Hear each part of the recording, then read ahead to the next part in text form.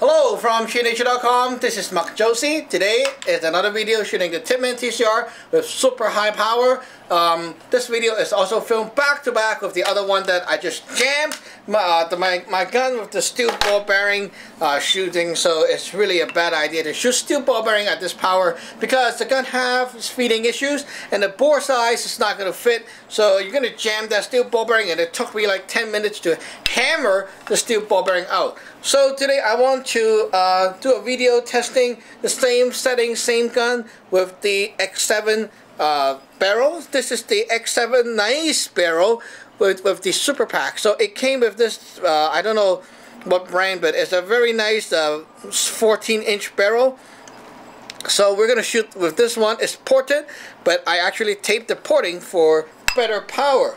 So I'm going to screw out this Lapco 14-inch with the Mach suppressor, and not forget that this thing does not have any threading, so it cannot take the Mach suppressor, which is bad, but we'll see how it does compared to the other one.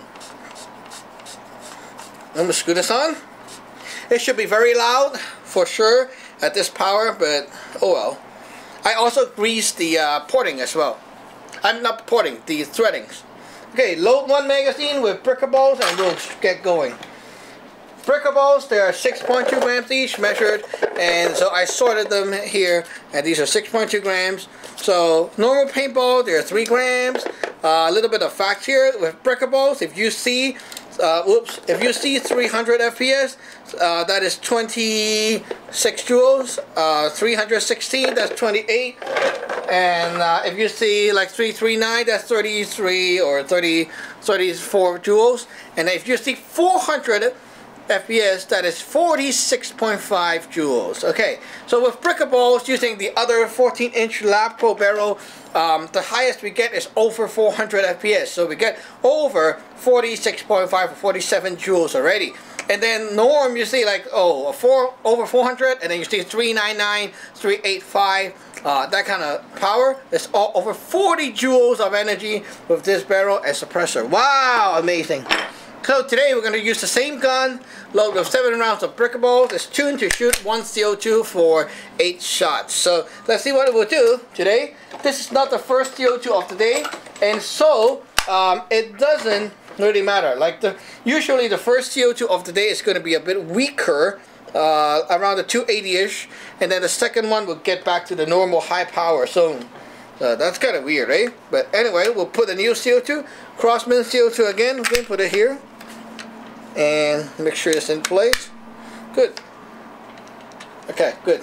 Now we're going to turn on the laser and do a chrono test. This, and again, this is the stock X7 Super Pack barrel. Nice one. Oops, my pair of jeans.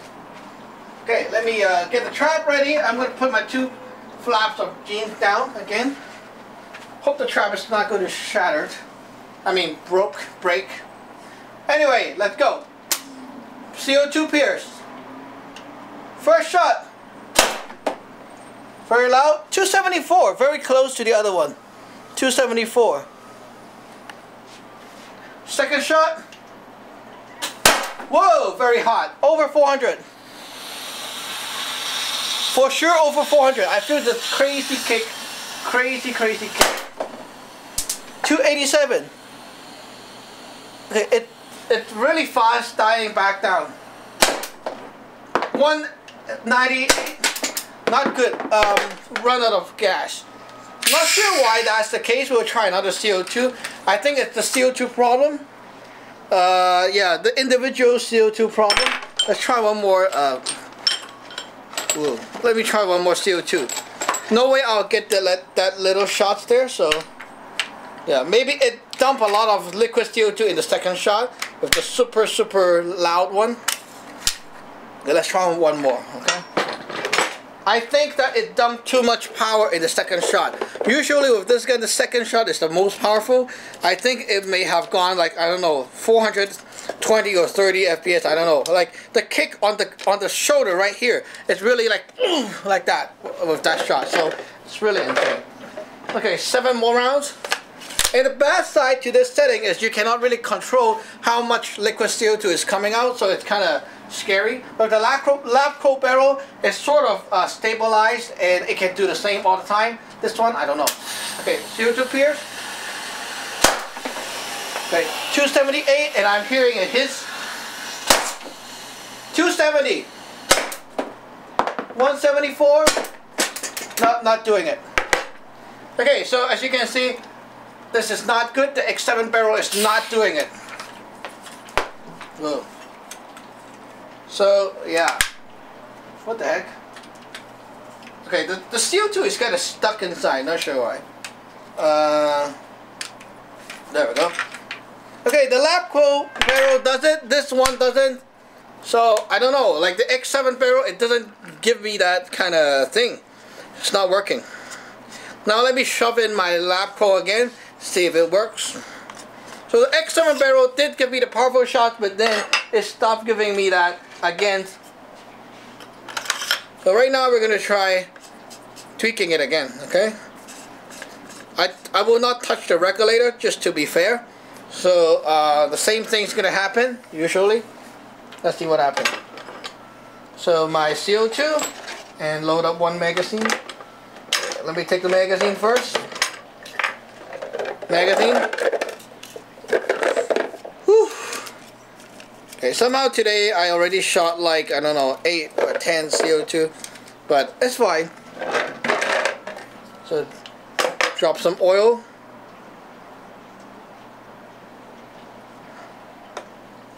Okay, this time I'll read you the number, okay? This should be... No, I don't have to walk around all the time, okay? Now this is with the 14-inch Lapco barrel again. Let's see if it does the same as we did last time. Okay, let's go. Laser. Okay guys, let's get going. 268, 288, 288, 288 again. Cannot Chrono. It's not doing really well. I think the gun needs to rest. What I see is there's a little hiss of sound coming out from the back of the regulator. So I think right now the problem will be because the regulator right here, the regulator is bleeding out, air venting out, and so the CO2 turns from liquid to air to gas and leaks out from here. What I need to do right now might have to be trying to get this thing tightened down a little bit or something, and then I don't know, it may work. Okay, so to end the video, I know you guys all want to see, hey, what happened with XPA? Well, we'll do it with XPA right now, and I'm going to put this used CO2 inside just so that we can use XPA. Okay, so it's a little bit long, but I figure out that we don't want to cut the video for the most unbiased review, so just bear with me here. Pick some balls up, 6.2 grams breaker balls again. Okay. So let's see if this thing will work well with XPA. I'm going to get my gear right here. Okay. 850 psi output tank, hook up with a Ninja stainless steel hose, and it's going to go from my hip to the gun. Where's the gun? Okay, the gun. Okay, right here.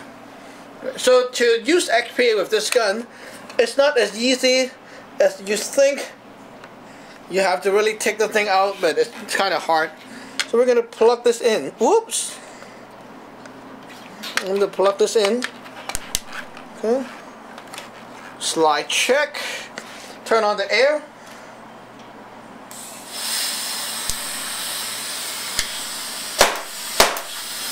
It's kind of not working. You hear that leak? You hear that leak right there? So I think not really working well with the CO2. I'll try another one. Maybe a longer CO2 will work. I don't know. You need a used CO2 to be able to use it. Okay, this one works. Shit, not really. You see, it's leaking out from the back actually. It's leaking out from the back, not the front. That's kind of weird. Okay.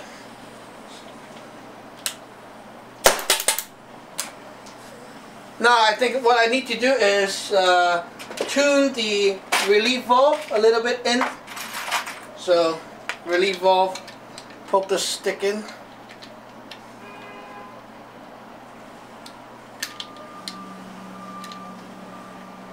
With the abuse that we were doing, I think what we did was it kind of maxed out the relief valve and it loosened up the screw.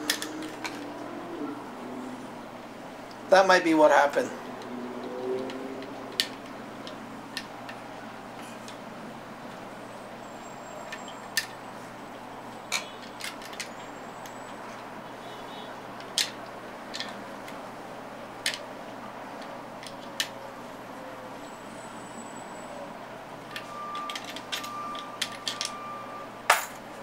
I don't know, I did a little bit of fine-tuning there. Let's see if it works. It's not leaking. It's also not shooting.